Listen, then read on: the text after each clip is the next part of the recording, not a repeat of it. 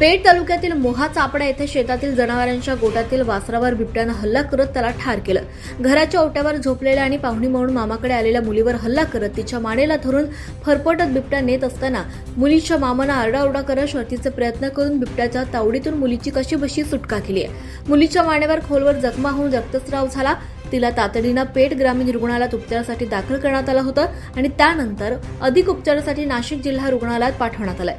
मोहा चापडा येथील गट नंबर 36 मधील राजेश मधुकर राऊत यांच्या शेतात पक्क्या घराच्या समोर ओट्यावर सर्व कुटुंब झोपलं होतं, तेव्हा त्यांची भाची साक्षी विलास बोरसे वय वर्ष 13 हिच्यावर पहाटे 4:30 वाजण्याच्या दरम्यान बिबट्यानं हल्ला केला आणि मानेला पकडून फरफटत नेत असताना तिचे मामा राजेश राऊत यांनी आरडाओरडा करत शर्थीचे प्रयत्न करत तिचा जीव वाचवला।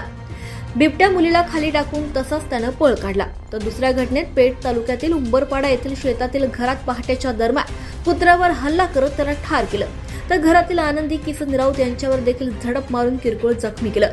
पेठ तालुक्यात विविध भागात बिबट्यानं हैदोस घातलाय। बिबट्याचा बंदोबस्त करण्यात यावा अशी मागणी आता होतीये।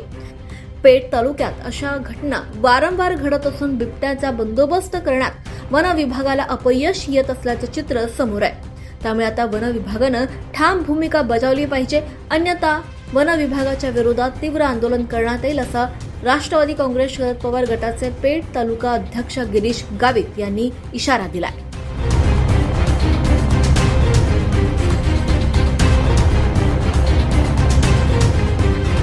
24 महाराष्ट्र न्यूज लाईव्ह साठी धर्मराज चौधरी, पेठ।